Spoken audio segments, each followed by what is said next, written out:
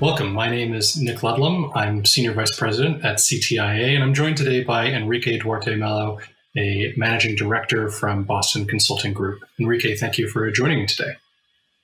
It's my pleasure to be here, Nick. Thank you for having me. So, Enrique, your team has recently done a couple of reports on the 5G economy, and we're going to spend most of our time talking about the latest report that looks at the economic impact of 5G over the next 10 years.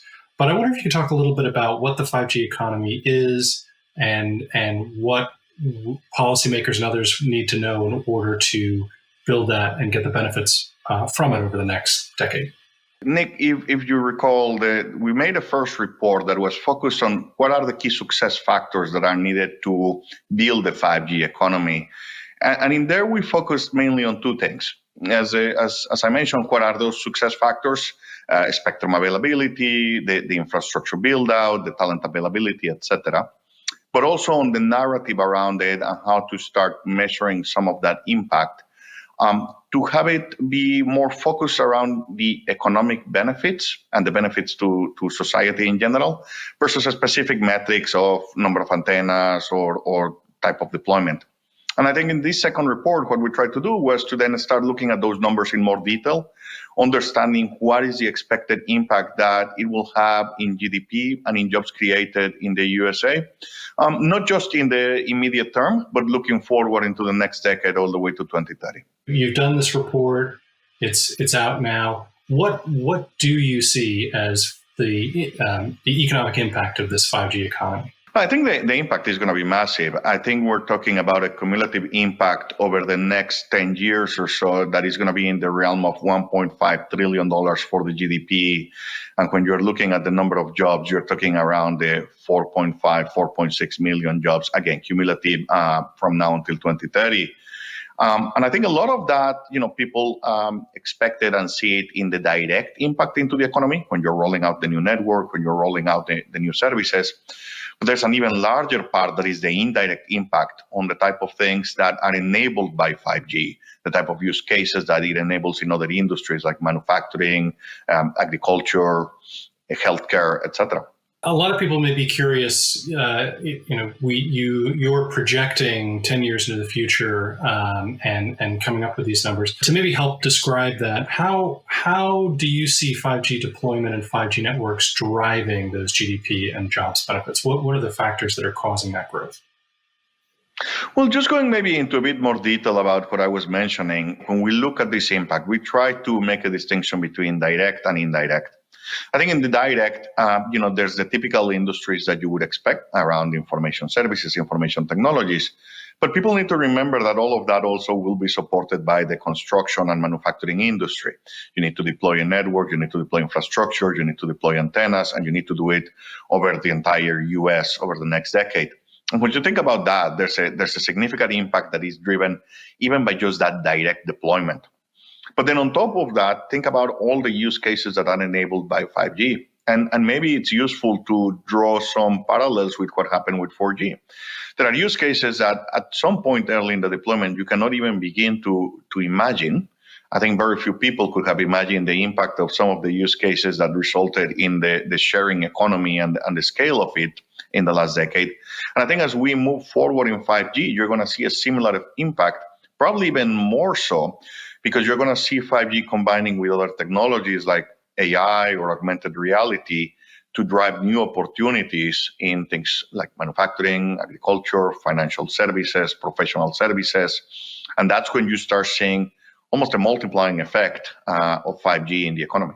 Now, we've had a chance to look at the data, obviously. And one of the things that struck me was that this is not just a big city phenomenon, that your analysis projects GDP and job growth across the country and communities, large and small. Can you talk about why that is and how you see the growth being distributed across the country?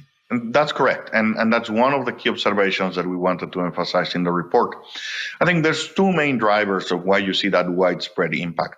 Number one is the fact that, as we've been discussing so far, the 5G has an impact that is across a number of industries. And so it's not just on the industries that typically are concentrated in your dense urban areas, but in any industry across the US. I've mentioned, for example, manufacturing a number of times already. And if you think about that one, or agriculture, well, that is a sector of the economy that is not limited to just urban areas, right? It can also have an impact on rural settings. And in those places, we also expect 5G to have an impact in terms of how it enables the use of more dense sensors, the increase of productivity, etc. So that's one driver, the fact that 5G doesn't just have an impact on one or two industries, but it has an impact across a number of industries, including those that are not necessarily focused on dense urban areas. The second one is that we are seeing, an ever-increasing demand for some of these resources enabled by 5G because of things that we're beginning to do more and more remotely, whether it's remote working, remote education, remote telemedicine. And when that starts to happen, you also see the impact be distributed across the entire country and not just in a few focus spots. Now, you've talked about this a little bit, but I wonder if we could drill down on the industry impact. The report shows job growth, GDP growth in lots of traditional industries, healthcare, education, manufacturing, to name just a few. I always know it's hard to predict, and we're early in the process. We're looking 10 years ahead. But what are some of the changes, the use cases, the types of jobs that you see growing over the next 10 years in some of these industries? Sure. And as you said, it's very hard to predict. And I think sometimes we focus so much in one example that we forget the wide range of applications that it can have in an industry. Let's take healthcare, for example, right? It is very common to talk about telemedicine and remote access to your doctors, and that all of that is true. And there's going to be a big impact that we expect because of 5G. But then you start thinking about sensors, wearables, monitors for your health, and all of that being done not just with the increased bandwidth capacity of 5G, but the latency or low latency and the reliability that it brings, and some of the safety measures that you can add. And all of a sudden, you see a number of use cases that open up because of 5G in an industry like healthcare. And you can make similar examples in areas like manufacturing. It is not just about the communications in the floor for finding a particular piece in the warehouse, but as you start combining it with other technologies, then it can facilitate productivity by making it easier for workers to access the information they need to put things together. It can also make it more robust in terms of the security of the information that is being handled in the manufacturing place.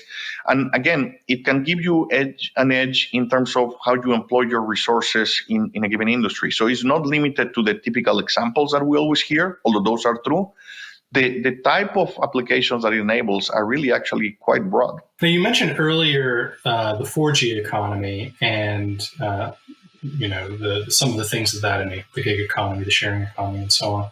Are there other lessons that we can draw from the past 10 years in 4G and our experience with that we maybe should be thinking about or applying to how we evaluate the next 10 years and the growth of the 5G economy? I think there are many parallels that we can leverage. You just mentioned one that we discussed before, right? The number of use cases that we could not even imagine at the start of the 4G deployment, and I think the same is true in the 5G.